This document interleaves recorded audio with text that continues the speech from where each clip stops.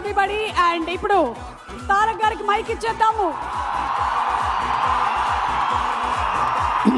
అందరికీ నమస్కారం.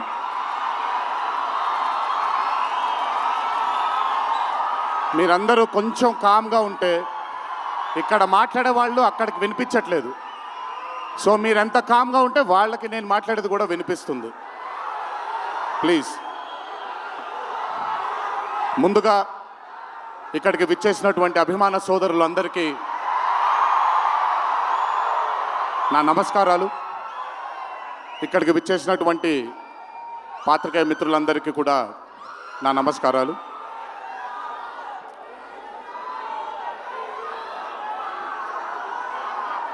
సిద్ధుని నేను పర్సనల్గా అంటే తన చాలా సినిమాలు చూశాను తనవి, కానీ పర్సనల్గా ఎప్పుడు ఇంటరాక్ట్ అవ్వలేదు.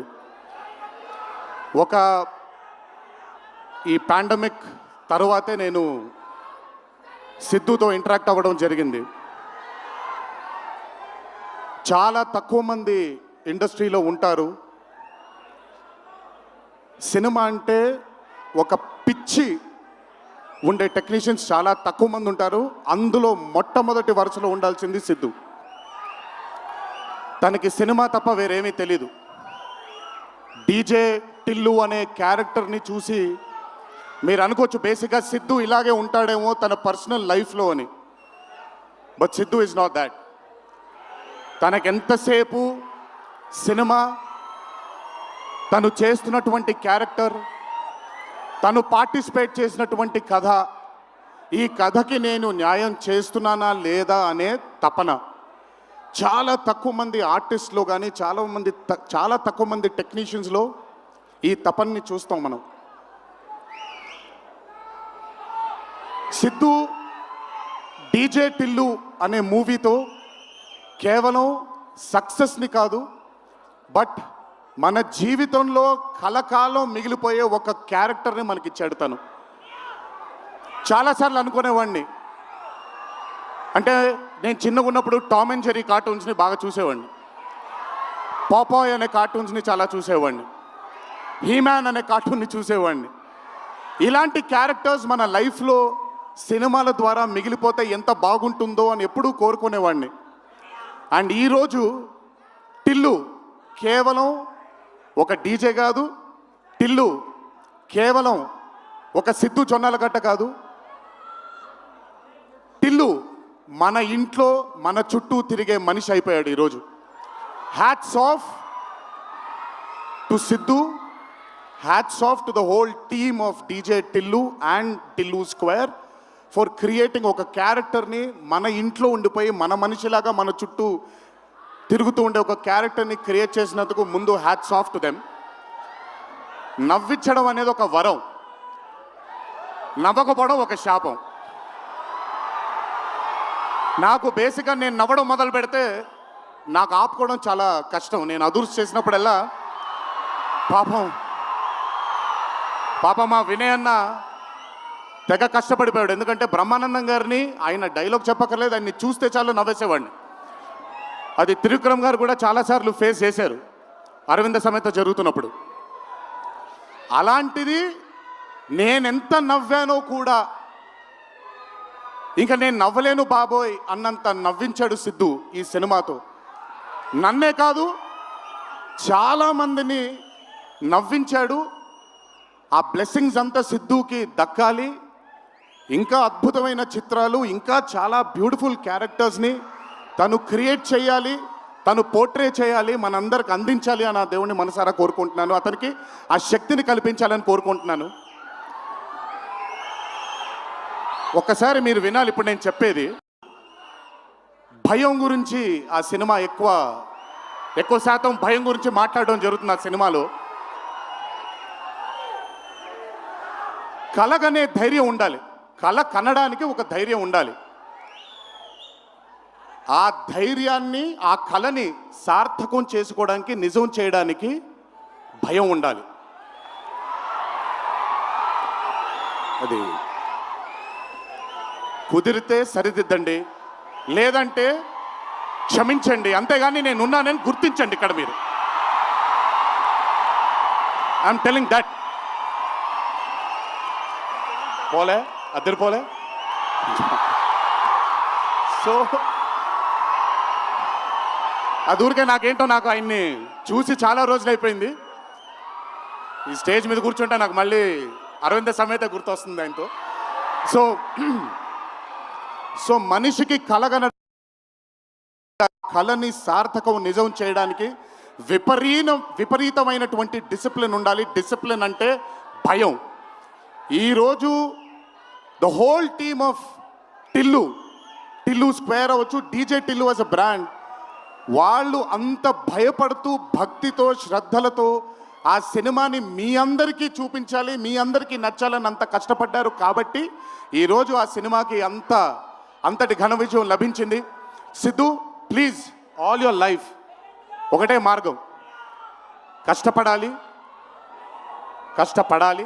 కష్టపడుతూనే ఉండాలి. మళ్ళీ చెప్తాను, కష్టానికి కొలమానం లేదు. నా కష్టం నీ కష్టం వేరు కాదు, కష్టం ఒకటే.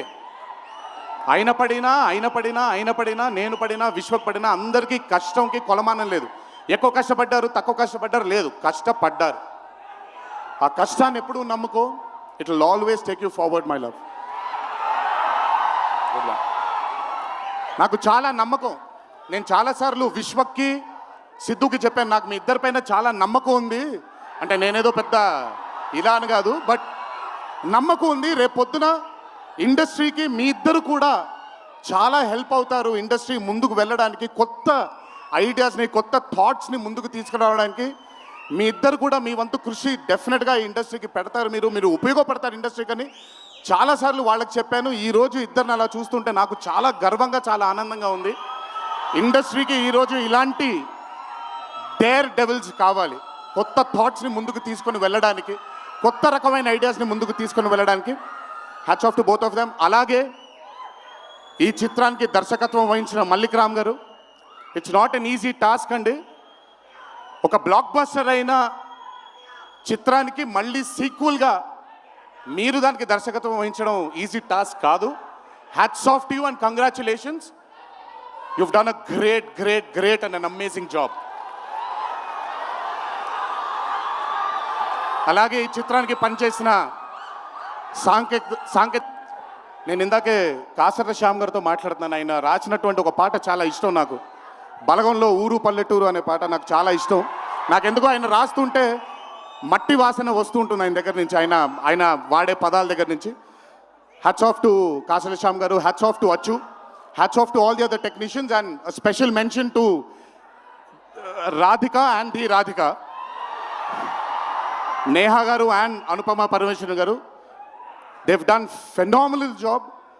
టిల్లు తనకుండే ఒక వీక్నెస్ ఏదైతే ఉందో ఆ వీక్నెస్ని పర్ఫెక్ట్గా పోర్ట్రే చేయగలిగారు. వాళ్ళిద్దరూ లేకపోతే ఈరోజు డెఫినెట్గా ఈ చిత్రం ఇంత విజయం సాధించేది కాదు. వాళ్ళకు కూడా నా కంగ్రాచులేషన్స్ తెలియజేస్తూ, ఇక్కడికి విచ్చేసిన మీ అందరికీ కూడా నా ధన్యవాదాలు. ఒకే ఒక మాట, కొంచెం ఓవర్ అయిందని అనుకోకపోతే ఒక చిన్న విషయం చెప్తాను.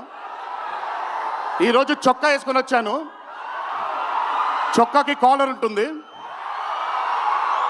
దేవరా అనే చిత్రం రిలీజ్ లేట్ అయినా సరే రేపు పొద్దున మీ అందరూ గర్వంగా కాలర్ ఎగరేసుకునేలాగే ఆ చిత్రాన్ని మీకు అందించడానికి, మా ప్రేక్షక దేవుళ్ళు అందించడానికి మేము ప్రయత్నిస్తాం. తెల్లవారితే ఉగాది, మీ అందరికీ ఉగాది శుభాకాంక్షలు తెలియజేసుకుంటూ,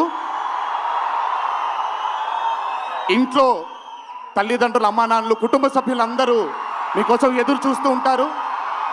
ఈరోజు ఈ ఆనందాన్ని జాగ్రత్తగా ఇంటికి వెళ్ళి ఇంట్లో ఉండే కుటుంబ సభ్యులందరితో మీరు పంచుకుంటారు అని మిమ్మల్ని కోరుకుంటూ, మీరెప్పుడు ఇలా చల్లగా ఆనందంగా ఉండాలని ఆ దేవుణ్ణి మనసారా కోరుకుంటూ సెలవు తీసుకున్నాను.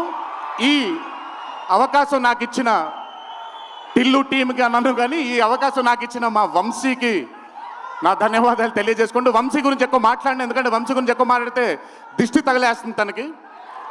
వంశీ ఇలాగే అద్భుతమైన చిత్రాలు తీయాలని, అతనికి ఆ శక్తి వల్ల నా దేవుని మనసారా కోరుకుంటూ, జై ఎన్టీఆర్. Thank you.